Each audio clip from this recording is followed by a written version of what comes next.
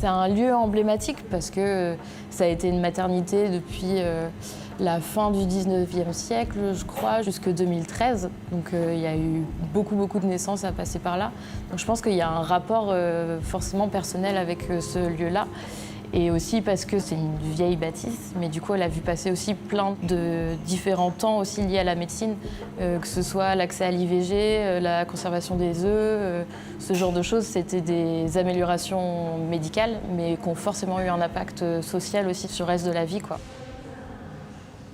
Ça a été le premier grand hôpital de Rennes, lorsque celui qui était du côté des quais, vers l'ancienne office du tourisme, est devenu un peu trop insalubre pour que ça devienne un hôpital. J'ai un peu découvert vraiment le lieu avec le projet et voilà, effectivement, je me rends bien compte que c'est un lieu qui est plein d'émotions, plein d'affects pour beaucoup de gens, pour plein de raisons différentes. Dans la fréquentation, on a vu un public très mixte fréquenter le lieu, un public très large aussi, et c'est vraiment pour moi à ce moment-là que j'ai pris conscience de ce que représentait l'Hôtel-Dieu pour les Rennais.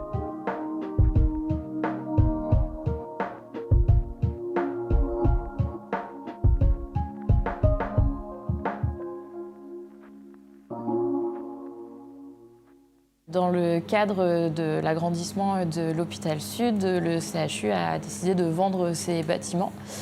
En 2016, du coup, il y a eu le lancement d'un AMI qui a été porté conjointement entre le CHU et la ville de Rennes. Donc une sorte d'appel à projet pour une réhabilitation de lieux. Et c'est dans ce cadre-là qu'on a répondu à cet appel en lien avec un opérateur immobilier qui s'appelle Link City, en proposant un projet en 2 phases. Une phase d'ouverture éphémère sur 3 ans, le temps des phasages de travaux, et une phase définitive qui commencera en 2023. Avec mon collègue Manuel, du coup, on avait envie de faire quelque chose autour de l'escalade, de créer notre propre salle de grimpe, en gros, avec d'autres choses à côté. On avait vraiment envie qu'il y ait un volet culturel, qu'il y ait aussi quelque chose autour de la restauration. Et on a fini par recréer ce projet-là avec d'autres personnes qui nous ont rejoints. En fait, on s'est tous retrouvés mutuellement à un moment donné pour pouvoir vraiment relancer le projet, quoi. Sur notre projet éphémère, on n'avait pas envie de rajouter une programmation culturelle sur Rennes, mais c'est plutôt les lieux qui manquent. Et les envies sont déjà présentes pour pouvoir justement investir tous les différents lieux. Et du coup, on avait plutôt envie d'ouvrir nos portes, de permettre un accès à ces assos ou à ces initiatives sur des espaces qui sont contraints, mais qui offrent aussi pas mal de possibilités. Et du coup, de pouvoir plutôt nourrir le tissu associatif qui était déjà présent, plutôt que de rajouter une offre supplémentaire. On propose une mise à disposition gratuite de nos locaux. On n'a pas de ligne éditoriale précise. À partir du moment où le projet tient la route et qu'il est raccord aussi avec nos valeurs, tout est un peu possible. On peut accueillir des compagnies de chant en résidence, on peut accueillir une exposition de micro-édition ou alors des concerts ou des temps de performance. C'est très riche.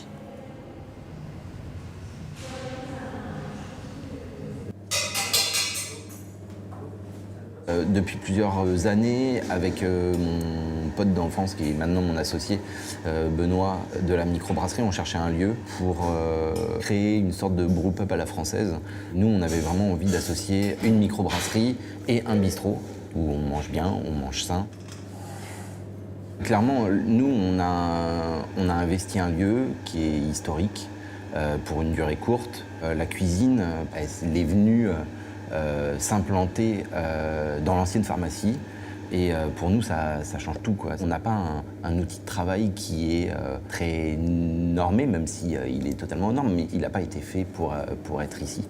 Du coup, nous, vraiment, les valeurs qu'on a envie de porter avec ce projet-là, c'est la localité, la propreté écologique.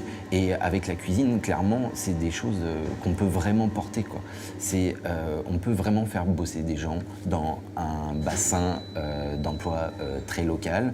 Entre guillemets, subventionner une agriculture qui est propre en achetant au vrai prix les légumes, en achetant au vrai prix la viande, en achetant au vrai prix le poisson. Et clairement, on le sait tous que manger et aller au restaurant, c'est aussi voter et on vote 3 fois par jour, quoi.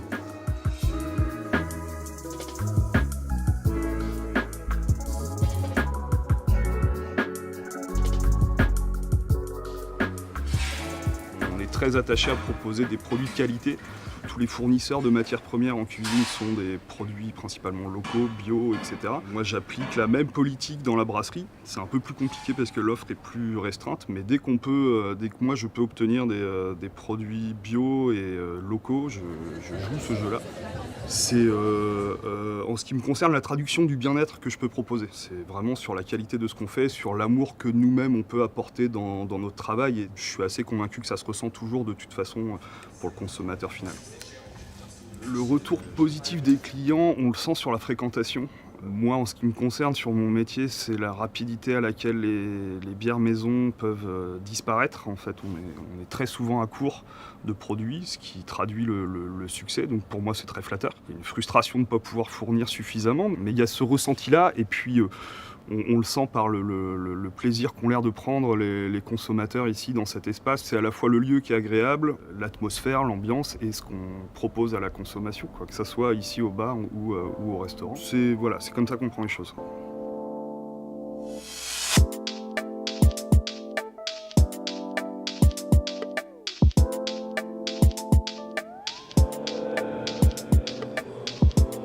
Je m'occupe de toute la partie sportive du lieu, donc il y a de l'escalade, mais ça rentre aussi la slackline, ainsi que le yoga, le shiatsu, les soins énergétiques, tout ce qu'on propose du domaine sportif ou du bien-être.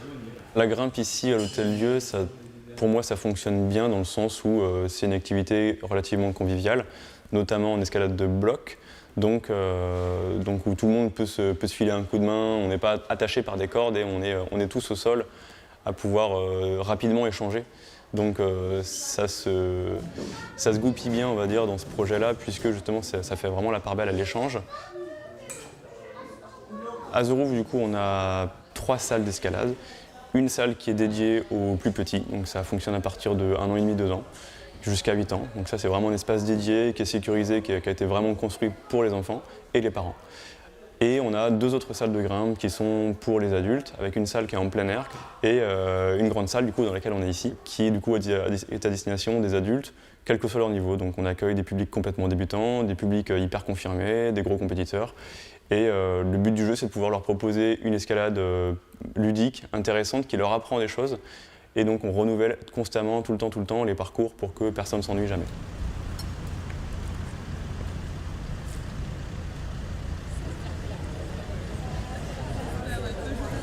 D'avoir ces 3 ans d'espace éphémère qui ensuite aura une version plus durable, ça permet aussi de pouvoir se questionner un peu au fur et à mesure, de pouvoir reprendre cette expérimentation et du coup de pouvoir voir ce qu'on pourrait améliorer, changer. Donc d'avoir une idée très précise, non, mais en tout cas plein de petites idées qui se mettent au bout petit à petit, quoi. On a aussi créé beaucoup d'emplois.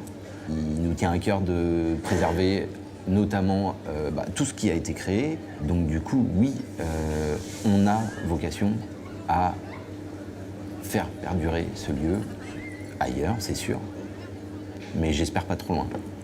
En gros, la ville de Rennes est toujours contente de voir qu'il y ait ces lieux emblématiques qui font partie du patrimoine rennais, qui continuent à vivre, qui soient un lieu de vie, un lieu de destination, et qui puissent aussi faire vivre ce tissu associatif existant. Donc là-dessus, ouais, ça se passe bien.